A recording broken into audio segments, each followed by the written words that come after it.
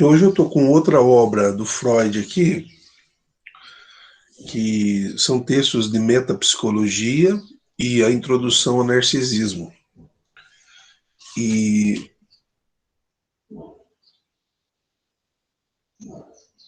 estava vendo alguns elementos aqui da afirmatividade, né, de certa forma, da constituição da tese do Freud, da descoberta, né, desse tirar do paciente, tirar do analisado as questões que estariam no escônditos, né? Que seria o escôndito? Seria exatamente esse local, né, que a gente chama na psicologia, na psicanálise freudiana de inconsciente. Né? Só para lembrar, a gente fez uma pequena análise de alguns conceitos na primeira aula. Né? É importante a leitura. No final da aula, quando vocês saem, eu sempre faço uma pequena leitura, e eu falei um pouco do ato falho. Ato falho, ele acontece bastante, né? Porque a gente emite o comportamento de uma coisa que é escondida e o outro acaba percebendo que o que você fez ou disse ou supôs, enfim, num certo contexto, você ou não queria ter dito o que disse e disse, ou não era para dizer nada e acabou dizendo. As duas situações, ou outra situação em que o seu inconsciente revela algo para um grupo, para outra pessoa, para uma situação, é estudado nesse texto do Freud, que eu li no final da última aula, um trechinho, e vocês já não estavam mais presentes, né? Vocês saíram e eu terminei a aula fazendo essa leitura, depois que vocês saíram, e o texto chama-se Ato Falho, né? Que é outra situação descoberta também pelo Freud. Né? Esse texto do narcisismo também é interessante, porque, de certa forma, e em grande escala, a sexualidade ela começa num condicionamento de busca de prazer egoísta. E depois ela se expande até a consciência de que o prazer também ele é feito a dois. Né? E isso, para Freud, ou nesse estudo bem principiante da sua psicanálise, da sua teoria, sobre coordenamento do texto das três fases da sexualidade, é importante que a gente estude, então, as fases psicossociais do desenvolvimento. Eu já disse, ele assustou a sociedade no seu tempo, sociedade acadêmica principalmente, com a teoria da sexualidade partindo do bebê, né? Como se o bebê tivesse exatamente esse elan. Né? É claro que não existe nenhum bebezinho depravado, né? A não ser, nem era bebê, né? Mas para quem já assistiu o filme A Órfã, aí sim, né? Uma psicose bem saliente ali. Mas não é o caso. Então, é tudo interessante a gente ouvir e compreender as expressões freudianas relativas à sexualidade no contexto, né? Por exemplo, quando nós éramos crianças, né, em sala de aula isso é muito interessante, né, quando a gente consegue olhar um para o outro, né? A gente coloca tudo na boca, né? O primeiro ato da criança é colocar o dedo na boca, né? Hoje tem brinquedos de borracha para a criança ficar mordendo, não só na fase em que os dentinhos começam a coçar e a incomodar, mas anteriormente, o primeiro ato, o ato de que nós aprendemos está relacionado a essa fase erógena, né? Essa fase onde dá prazer. E, obviamente, se eu estou com uma coceira na gengiva e eu mordo alguma coisa que cessa aquela coceira, na cabeça de uma criança, o cessar da coceira é um produzir prazer. Então, quando eu falo de sexualidade, eu estou falando disso, eu estou falando de produção de prazer, porque a sexualidade tem essa finalidade também, né? Como dizia na última aula, nós não estamos presos, obviamente, ao que a sociedade freudiana, mais conservadora que a nossa, dizia em relação à unitividade ou procriatividade da sexualidade, né? Unir as pessoas e procriar. Obviamente que não é só isso, né? E isso continua valendo ainda para a religião, mas para a vida humana as pessoas ficam e desficam, assumem e desassumem contratos, às vezes, mesmo na grande parte, na informalidade, né? Mas a fase oral ela é a primeira fase. Então, a criança, a, a, a boca se torna, então, essa área do corpo em que o bebê pode controlar a sua maior parte de energia libidinal, né? E direciona, focaliza nessa área. O primeiro gesto que nós aprendemos, e foi mencionado também na primeira aula, é o gesto de sucção, né? Sucção. E o local mais adequado, o local mais propício de prazer é o seio materno, né? Então, nesse sentido, o seio materno é o ambiente sublime do provocar o prazer. Primeiro porque o bebê sente alguma coisa de vazio, que é a fome. Então, essa fome, ela traz um certo desconforto, e por isso o choro. O choro é um reclamar de que algo não está legal e de que falta prazer naquela criança. Então, a mãe, sabendo que é necessário suprir, né, essa lacuna que a fome implantou ali, a mãe, então, oferece o seio. Né? Então, a fase oral, ela começa com essas gratificações, né, que vai do primordial, que é o seio, e passa por todas as coisas que a criança experimenta com intensidade de prazer na boca, né? E ela acontece também criando, de certas formas, catexizando, né? De catexia, colocando a energia libidinal no rumo da, da satisfação, porque é necessário satisfazer, né?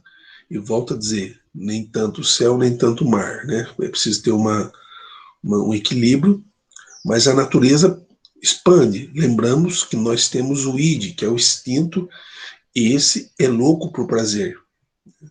A pessoa instintivamente ela vai buscar somente prazer. Então, nesse caso, a fase oral ela também vai condicionar a nossa personalidade, né? Prazeres orais que a gente vai desenvolver nessa fase são o comer, né?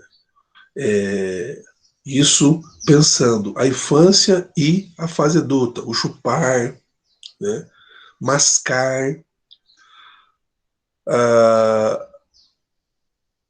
as pessoas que fumam também, elas têm algo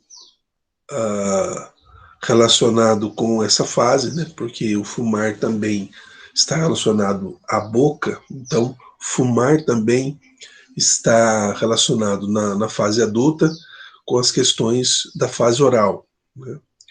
Morder, lamber, né?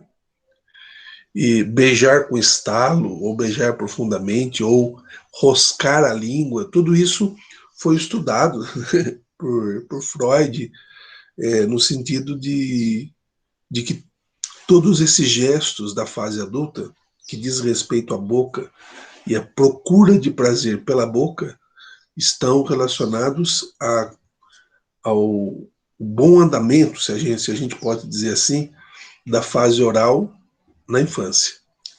Na infância, que eu digo, na primeira infância, quando a gente é bebê. Se a gente foi atendido quando chorou por fome, se a gente conseguiu ficar um tempo adequado ao seio da mãe, se a gente. Porque isso pode voltar na fase adulta como algum tipo de repressão, né, de algo não bem feito e tornar a nossa vida, ou criar na nossa vida, inadequações ou fixações, né? Fixações. Conheci uma pessoa com o apelido de, bem, estou gravando a aula, não posso falar isso, mas ela tinha uma fixação, assim, um adulto, e que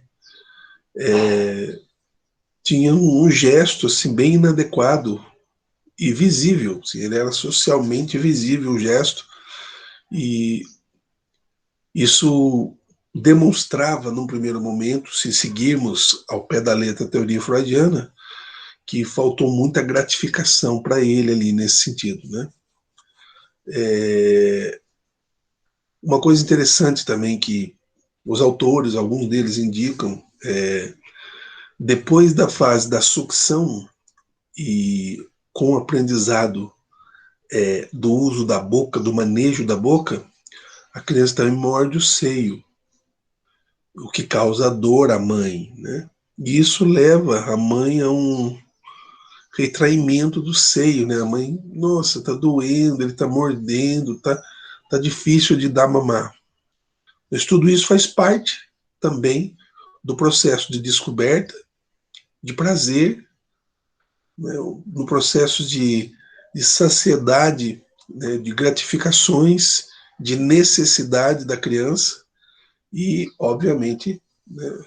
Pode, em alguns momentos, ser encarado como, se for, como eu disse, muito exagerado, como já ali um presságio de patologia, né?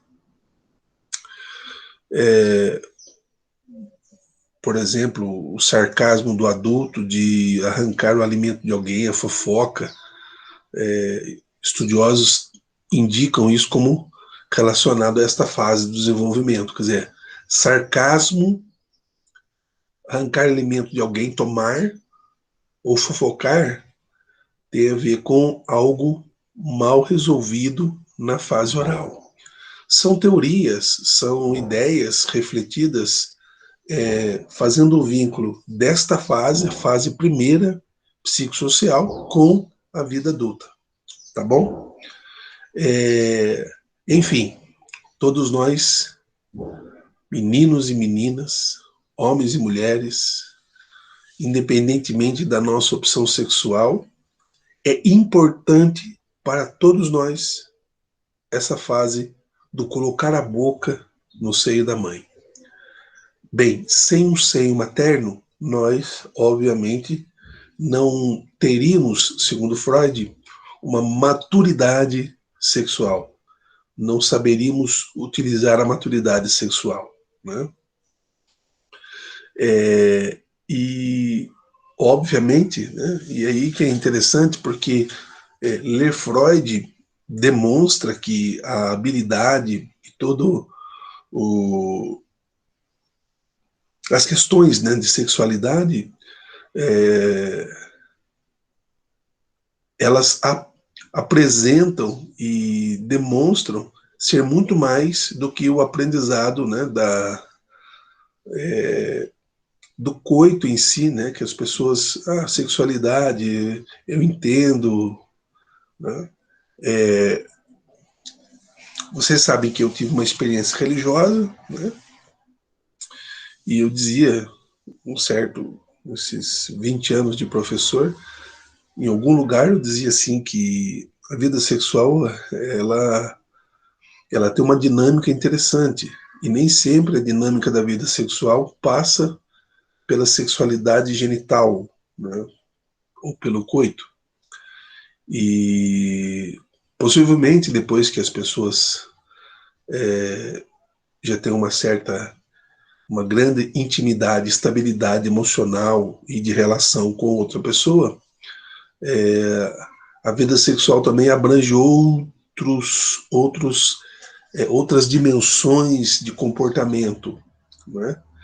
E um jovem terminou assim mais uma palestra e ele falou: eu estou 6 meses namorando e eu pratico sexo todo dia.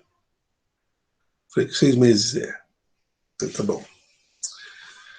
Como eu, a princípio, encontraria ele até o final do ano, eu falei para ele assim: até o final do ano a gente conversa. É, e vocês já sabem a conclusão, né? Por quê? Porque isso não está na natureza, né? Não está pode até acontecer, né? Essa, essa situação de sexualidade ativa todo dia, a novidade, experimentar sempre, né? Mas para mim, quando ele disse que praticava todo dia, já era a ausência já de um monte de coisa, entendeu? Não só da novidade do sexo, de praticar o sexo, mas a ausência de um monte de coisa antropologicamente falando, na psique dele, no corpo dele, na psique dela, no corpo dela, né? E algumas conversas eu falei: você consegue também predispor a companheira para sentir prazer, né? Então, assim, são tabus que a gente pode conversar tranquilamente, porque então, a gente está no terceiro ano, quase todos com 18 anos, mas acabou que separou o casal, né? Mas eu ainda perguntei, mas antes de separar, como estava? Não, não estava mais, né? Obviamente, não é que a gente deseje isso, na verdade, isso é naturalmente acontecido, né? Em qualquer relação, né? Nem tudo. E o grande problema das gerações dos últimos 50 anos, né, da década de 60 para cá, é confundir, né, e aí acaba que tendo várias consequências na psicologia da sexualidade, porque a atração pelo corpo é uma coisa, ela pode e deve existir, né? Atração porque você gosta, por, por aquilo que se você acha bonito, né? A relação também ela deve existir, né? Agora, apareceu um conceito novo, né? O conceito novo é ficar e pronto.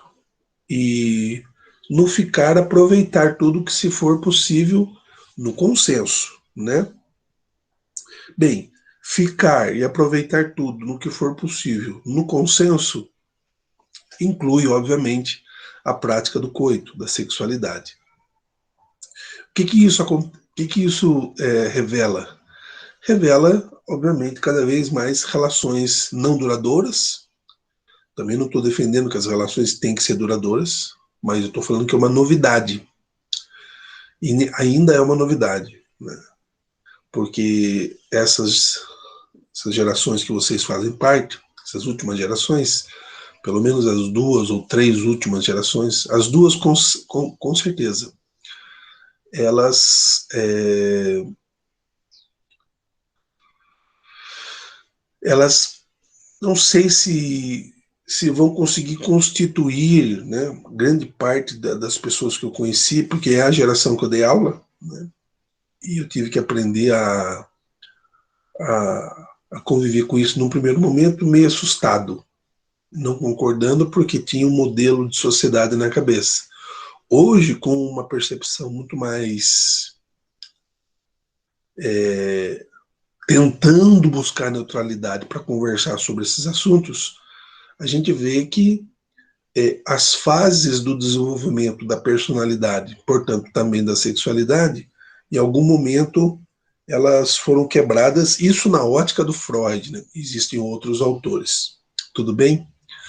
A segunda fase, vamos falar dela. A segunda fase, Freud chama de fase anal. Né? Se os seus pais estiverem ouvindo, não tem nada imoral em falar isso. Né? E se vocês estiverem deitados aí, levante, porque essa fase é perigoso ouvir deitado. Né? Tô brincando. À medida que o bebê cresce, as tensões de gratificação elas vão também mudando. Né? E a criança vai concentrar, né, no ânus, obviamente, toda a atenção de prazer. Né? Ou é, aquele primeiro momento em que a criança não tinha a consciência e simplesmente produzia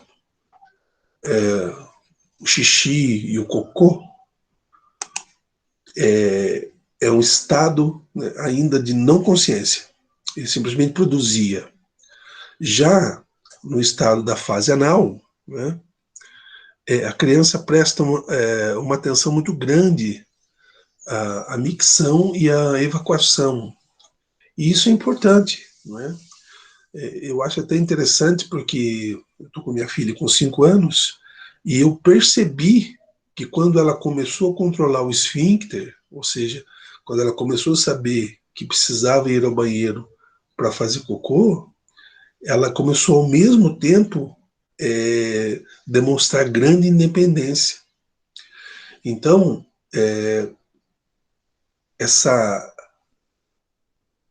esses dois dados são importantes, quer dizer, controlar a vontade de ir ao banheiro, saber a hora da micção, da evacuação, controlar quando você quer ir ao banheiro, isso lhe dá, em um certo momento da vida, ou deu a todos nós, em um certo momento da vida, já uma certa noção de independência.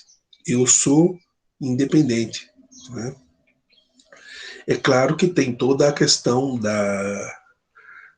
do colaborar, do ajudar a limpar, do ensinar, mas você começa também como criança, e eu percebo isso, a sentir um pouco de vergonha, mais do pai, se for menina, menos da mãe, se for menina, que é a experiência que eu tenho, e vai querendo aprender para poder ter a liberdade de estar sozinho nesse momento de intimidade que é a micção e evacuação.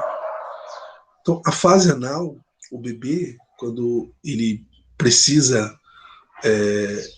evacuar, eu tinha um professor, né, ele é professor na Unital ainda, mas quando ele deu aula para mim, ele falou assim: o primeiro presente que a gente dá para nossa mãe, professor Regis, é o cocô. Né? E, e que grande presente, né? Que a gente dá. E os nossos pais falam: isso, beleza, faz mais, né?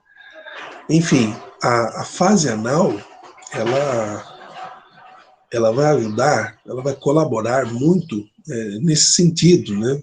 Que a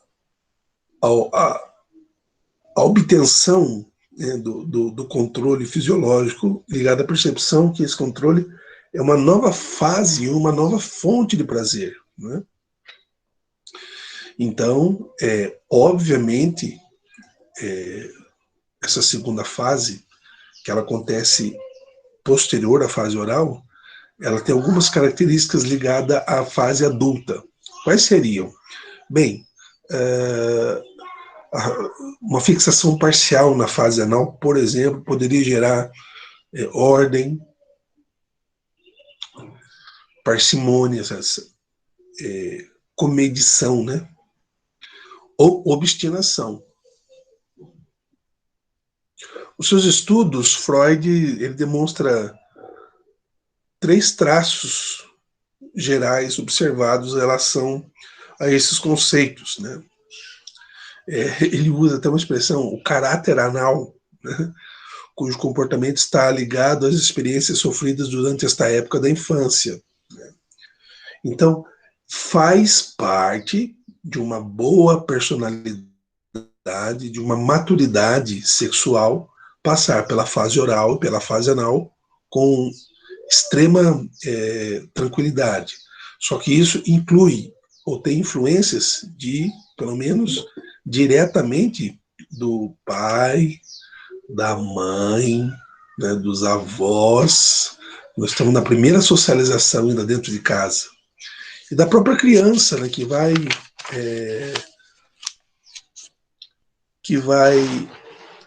de certa forma,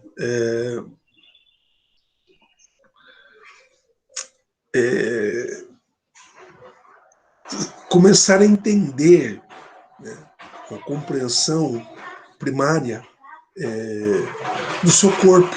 Né? Lembro que a primeira expressão da psicanálise, quando a gente começou as explicações, é que nós possuímos um corpo. Né? E acho que para encerrar, eu acho que a criança também entende que a fase anal também tem às vezes um quê, uma ideia ligada à sujeira, né? A hora de dar a descarga, né? Alguns autores trabalham essa ideia também do sujo, né? Daquilo que é impuro, que nós descarregamos pelas fezes. E isso é importante, né? Porque aquilo que não faria bem para nós e que o corpo, na sua magnanimidade de inteligência fisiológica, descarrega. Né?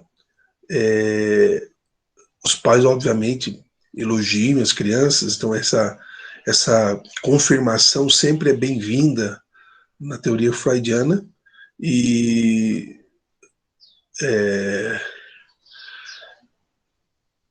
mas também pode acontecer algum tipo de repugnância, né?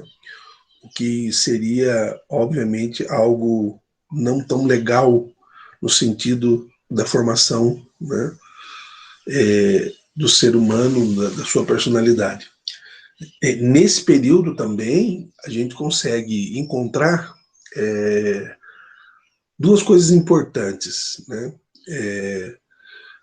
Aí você pode iniciar um certo narcisismo, né?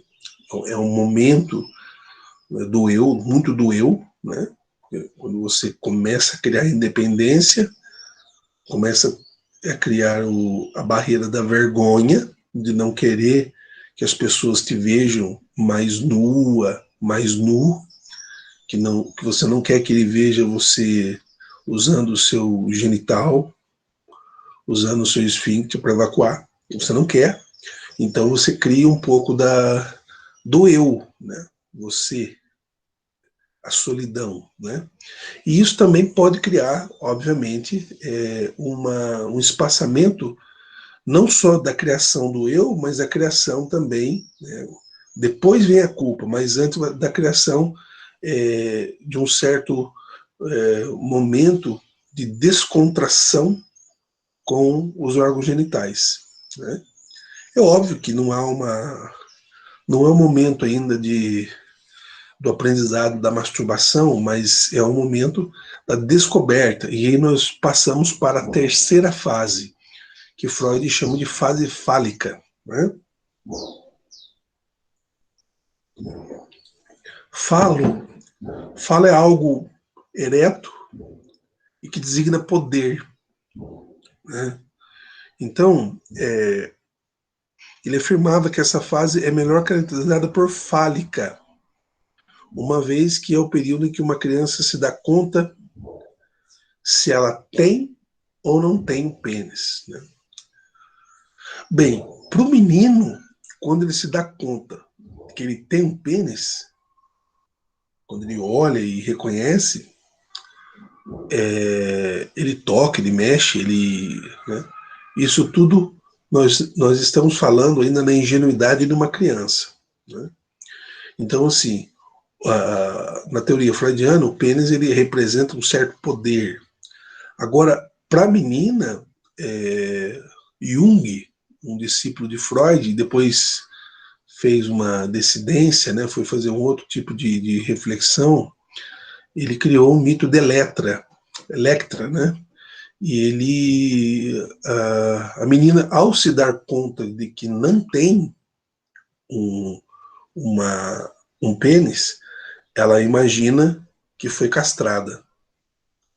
E a castração é algo terrível para a consciência da criança. Porque se você tem o pênis e a menina não tem, o menino fica numa expectativa, numa ansiedade temerária de que hora que vão tirar o pênis dele, porque ele viu que a menina não tinha. A menina, por sua vez, já castrada, na sua imaginação, ela fica tentando lembrar qual foi o momento que ela sentiu que tinha e por que fisiologicamente ou organicamente somos diferentes, né? Hoje eu não sei, mas assim, antigamente eu já cheguei a tomar banho com a filha da vizinha, né, quando a gente era criança, e a experiência foi de um impacto assim muito grande mesmo, de olhar e falar, meu, o que é isso? Coisa estranha, né? Então, essas situações do antes da internet, ou dessa exposição do corpo e das situações que hoje nós temos, toda a descoberta infantil e o proceder era muito mais, vamos chamar assim, tenebroso, no sentido de a gente não entender o que estava acontecendo, né? Então a fase fálica, né, o desejo, né, de ter um pênis, por exemplo, e a aparente descoberta de que falta algo, exatamente o que nós estamos falando, constitui um momento crítico no desenvolvimento feminino, né? Por isso que o Jung vai sugerindo para vocês a pesquisa do mito de Electra, porque vai ter o mito de Édipo, né? Hoje já tem conceitos, o Deleuze me fala do anti-Édipo, o Winnicott também vai um pouco nessa linha, mas o mito de Édipo todo mundo conhece, que tá na sua sina matar o pai para casar com a mãe. Acho que eu já falei disso no conceito de liberdade, mas o Freud pega essa ideia e vai dizer o seguinte: nós, na nossa vida já amadurecida, a gente procura alguém que parece a nossa, para os meninos, parece ou não parece a nossa mãe. Quando eu falo parece, eu estou falando de todas as situações que envolvem a personalidade da sua mãe. Houve um momento que o pai disse para nós meninos: vai procurar a tua, porque essa é minha. Quer dizer, não teve esse momento de sentar. Vocês estão entendendo? Quer dizer, não teve esse momento de sentar e ele dizer isto para a gente. Mas houve um gesto e a gente não acabou percebendo que aquela não era minha. Quer dizer, a minha mãe não é minha. A mãe é do meu pai. Eu preciso procurar a minha, né? E isso aconteceu também com as meninas, né? Bem, hoje, essas últimas gerações, de muito pai ausente, né? Mais pai do que mãe, mas também com mãe ausente, Você procura alguém que pareça a sua mãe ou seu pai, no caso das meninas, seu pai, ou não. Né? Eu fiz análise durante algum tempo, porque quando meu pai faleceu eu tinha 10 anos, o meu irmão 5. E nós não temos muitas informações dele, certo? Os dois mais velhos às vezes falam pouca coisa, então essa interrogação do pai, ela é muito, porque você não consegue distinguir, eu não consigo distinguir o que do Dorival existe em mim. E isso é muito complexo, é muito amedrontador você não ter parte da sua identidade onde você possa ao menos estudar a sua identidade, né? Aspa, segundo Freud, aspa, a descoberta de que é castrada representa um marco decisivo no crescimento da menina. Daí partem 3 linhas de desenvolvimento possíveis. Uma conduz à inibição sexual ou à neurose, outra à modificação do caráter no sentido de um complexo de masculinidade, e a terceira, finalmente, a feminilidade normal. Né? Freud disse isso em 1933. Né? Bem, já encontramos, né, aqui o complexo de Electra e o complexo de Édipo. Né? De uma maneira bem simples, bem generalista, eu falei disso, e nessa busca que cada um de nós tem em relação a encontrar, obviamente, o eixo fundamental da nossa personalidade. E, por fim, a fase genital, né? Com o início da puberdade, retorno da energia libidinal, daí sim aos órgãos sexuais, toda a descoberta sexual que fazemos, né?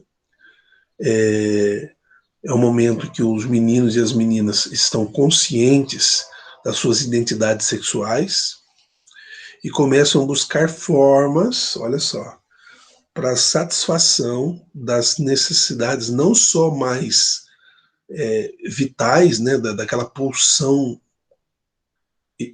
originária, mas também eróticas, interpessoais, gratificações interpessoais.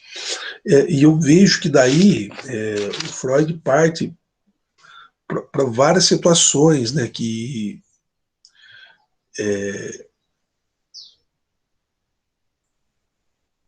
decorrem, por exemplo, de uma frustração de um desejo não realizado. Né?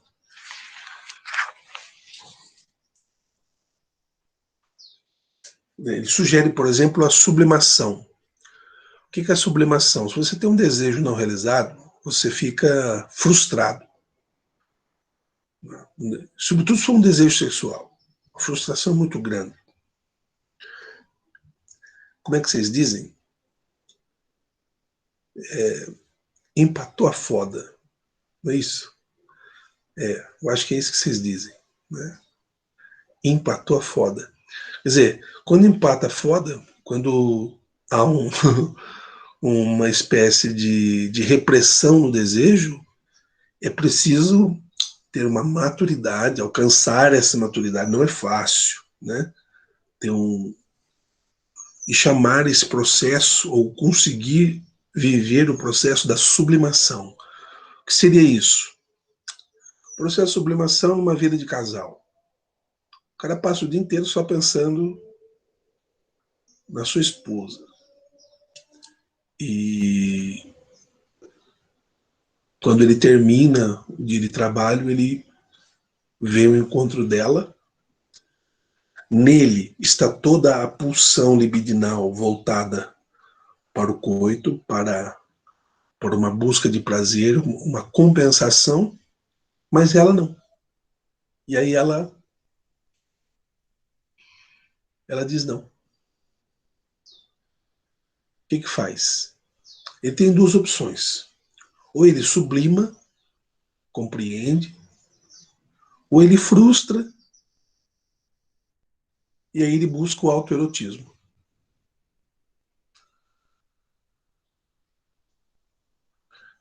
outro ponto interessante de estudos e também parte da vida religiosa mostrou que em muitas situações sexuais há um casal presente, mas uma mente ausente. Há um ato sexual e toda a energia que está sendo gasta ali, no sentido de busca e de troca de prazeres, estão sendo dispensados, idealmente, para terceiras pessoas. E isso é um dado que eu acho interessante, porque objetifica o outro, né?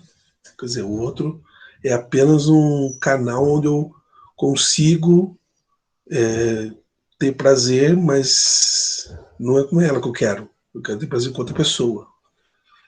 Então eu penso na outra pessoa e uso o corpo de uma outra pessoa para pensar na pessoa que eu quero ter prazer.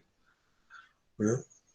Bem, mas a sublimação seria essa primeira situação relativa ao rapaz casado que não obtém o prazer que ele queria ao chegar em casa, e ele, o que ele faz?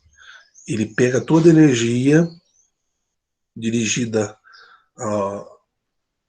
aos propósitos sexuais, ou agressivos mesmo, agressivo no sentido da virulência do impulso, e direciona para novas finalidades, né? O Freud dizia finalidades meta-artísticas, intelectuais, culturais, né? É uma defesa bem sucedida, né? Nem sempre isso é possível, né?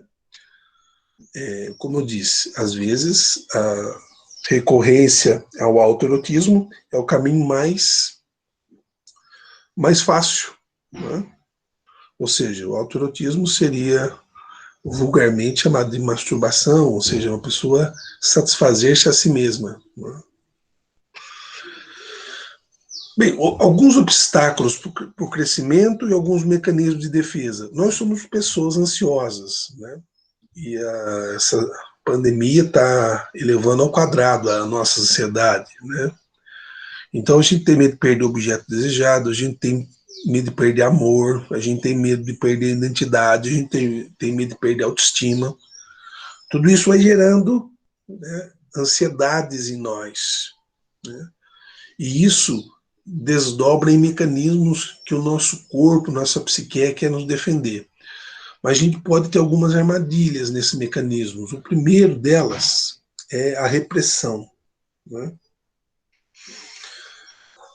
A essência da repressão consiste simplesmente em afastar determinada coisa do consciente, mantendo distância, né? Vai dizer o Freud. Escreveu isso em 1915. Reprimir alguma coisa é você não pensar nela. Eu não vou pensar, né? Então, aquela sofrência danada que a gente vê por aí, ou algo similar que as pessoas, na verdade, nunca é realizado de uma vez só, né? O Finkel, um discípulo do Freud, diz que requer um constante consumo de energia para manter-se, enquanto que o reprimido faz tentativas constantes para encontrar uma saída. Então, assim, reprimir um objeto de desejo, um objeto que não corresponde, é uma atitude constante, entendeu? Sair de uma relação, por exemplo, né? Alguma situação específica da vida. Então, o nome é mecanismo de defesa. Você usa isso para defender a sua psique, né? Bem, uma segunda situação é a negação. A negação é, de certa forma, uma tentativa de não aceitar a realidade, um fato que perturba o nosso ego. Lembra que tem o id, o ego, o superego? O ego é a consciência da realidade. Então a negação é você não deixar o braço, não dar o braço a torcer, né? Tem uma história interessante que ilustra isso, né? Escuta aí. Uma mulher foi levada à corte a pedido de seu vizinho. Esse vizinho acusava a mulher de ter pego e danificado um vaso valioso. Quando chegou a hora da mulher se defender, a sua defesa foi tripla. Veja o que ela disse. Em primeiro lugar, nunca tomei o vaso emprestado. Em segundo lugar, estava lascado quando eu o peguei. Finalmente, Sua Excelência, eu o devolvi em perfeito estado. Quer dizer, a, a notável capacidade de lembrar-se incorretamente de fatos é a forma da negação encontrar com maior frequência na prática psicoterápica, ou seja, negar alguma coisa que me faz mal, negar a situação, quer dizer, não é um ato que geralmente se pratica da psicanálise ou desses mecanismos que o Freud sugere na sua teoria, né? Ou racionalização, né? Então eu tenho um problema, eu vou racionalizar, né? Processo de achar motivos aceitáveis para ter pensamentos e ações inaceitáveis. Eu vou tentar imaginar essa situação aqui, vou racionalizar, não vou, né, eu vou ter uma, uma intelecção dianoética aqui, como diria Aristóteles. Não, né? Veja para você ver. Eu só estou fazendo isso para o seu próprio bem. Eu quero fazer isso para você e não quero que me façam isto. Eu até mesmo quero que você sofra um pouco. Quer dizer, então a racionalização, esse gesto de tentar, né, colocar no neutro, nessa caixa do neutro, no vazio, algo, alguém, situação, problema, enfim, qualquer coisa que seja, né? Você também pode reagir de forma. Dizer, o nome da expressão é forma reativa. É um mecanismo que substitui comportamentos e sentimentos que são diametralmente opostos ao desejo real. É uma inversão clara e inconsciente do desejo, né? Então, se você quer, você repugna. Se você não quer, você abraça. Em algumas situações, os pesquisadores de Freud dizem que existem alguns efeitos colaterais, né, da formação reativa. Por exemplo, eles podem prejudicar relacionamentos sociais, obviamente, né? Bem, outros. Esse aqui é batata, como diz a moda, né? Projeção. A definição é ato de atribuir a uma pessoa, animal, objeto, as qualidades, sentimentos ou intenções que se originam em você. Nós denominamos isso projeção. Então, o que é projetar em alguém do ponto de vista freudiano? Em alguns casos, e não poucos, nós dizemos do outro aquilo que está em nós. Então, eu me vejo no outro. E por isso eu não aceito, eu não concordo, porque eu não aceito, não concordo que eu faça isso, que eu pense assim, que eu age assim. E por isso eu jogo para o outro. Quem é esse outro? Às vezes o outro até tem comportamento muito verossemelhante ao meu. Às vezes não. Às vezes é um ato isolado, mas eu consigo ver, eu consigo entender que esse outro, ele está, de certa forma, fazendo algo que para mim é uma ojeriza, algo detestável, né?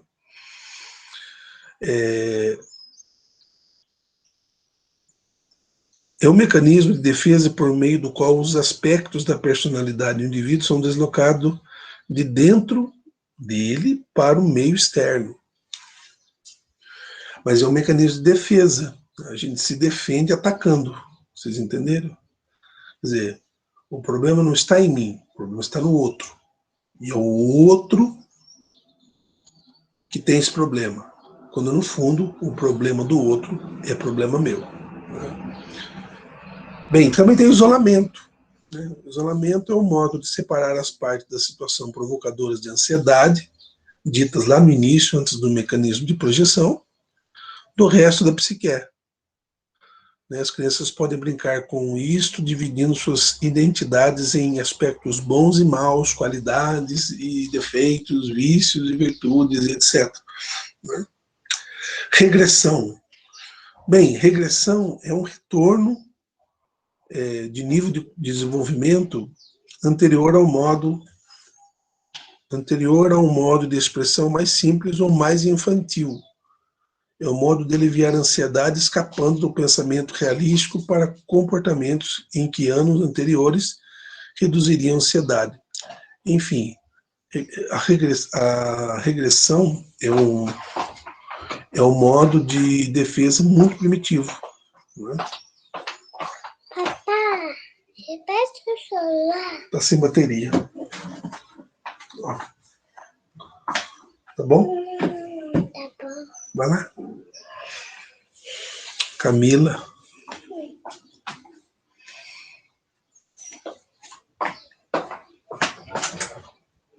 Vai, meu amorzinho. Então, a regressão, ela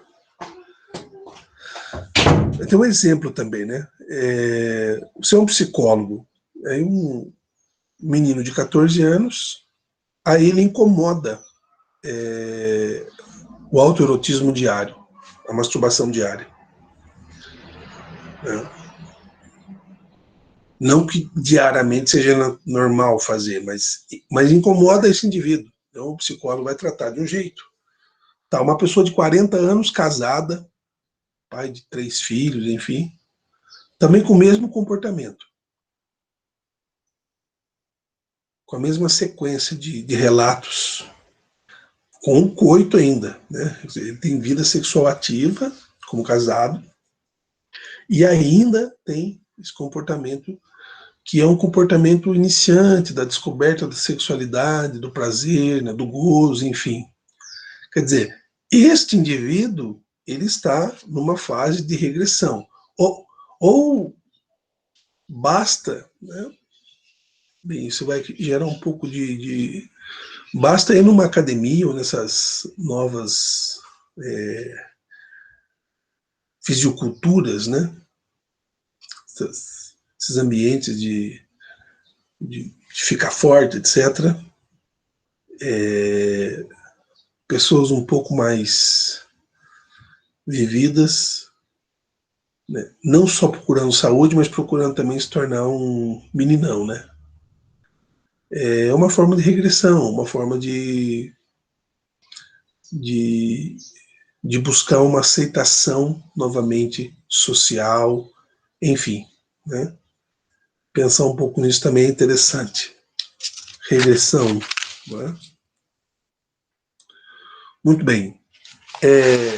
Eu vou ler para vocês aqui para encerrar um resumo dos mecanismos de defesa, né?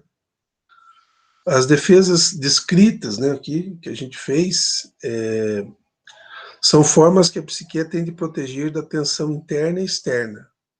As defesas evitam a realidade, repressão, excluem a realidade, negação, redefinem a realidade, racionalização, inverte a realidade, formação reativa. Elas colocam os sentimentos internos no mundo externo, a projeção. Dividem a realidade, isolamento, ou delas escapam, a regressão. Em todos os casos, a energia do libido é necessária para manter a defesa, limitando efetivamente a flexibilidade e a força do ego. Abre aspas, um autor chamado Hall, leitor e intérprete de Freud. Interrompe a energia psíquica que poderia ser usada para atividades mais eficientes do ego. Quando uma defesa se torna muito influente, domina o ego e restringe sua flexibilidade e adaptabilidade. Finalmente, se as defesas se quebrarem, ela não terá que recorrer e será dominado pela ansiedade. Hall, 1954. Pessoal, é isso aí. Voltamos, né? Então, hoje eu posto para vocês lá o exercício sobre o texto, a questão das as 3 lições de sexualidade, escrita por Freud em 1905, e algumas ideias dessa aula, né, que nós tivemos sobre a visão que o Freud tem sobre a sexualidade. Eu acho que foi bem interessante tocar pelo menos nos assuntos mais gerais da teoria da psicanálise e como ela entende a formação desde o início, tá bom? Desejar para vocês uma boa quarta-feira, fique com Deus, boas aulas e a gente se vê semana que vem, tá bom? Até mais.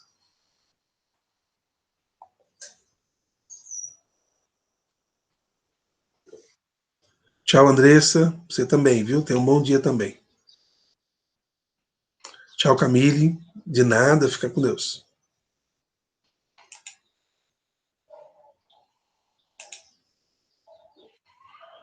Falou, Zé William. Abraço, Lucas. Tchau, Tainá. Obrigado.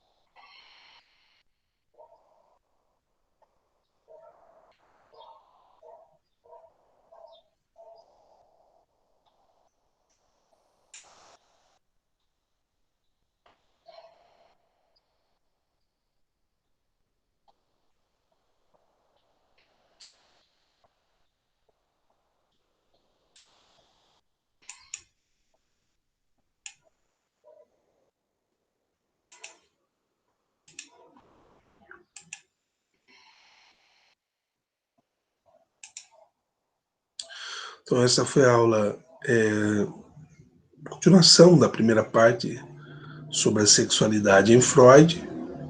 E a gente apresentou hoje as fases, né? Oral, anal, fálica e genital da personalidade humana. Como a ansiedade lida com a energia libidinal e quais são os mecanismos de defesa que o Freud propõe ainda como estudo, né? Dando ênfase a alguns deles, como a regressão, a racionalização, enfim,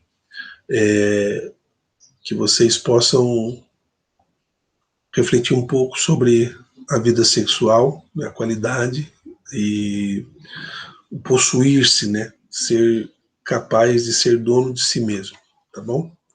Dentro dessa perspectiva das diferenças que Freud fez. Boa leitura do texto, né, As 3 lições sobre a sexualidade de Freud, de 1905. Hoje eu posto o exercício lá. Abraço.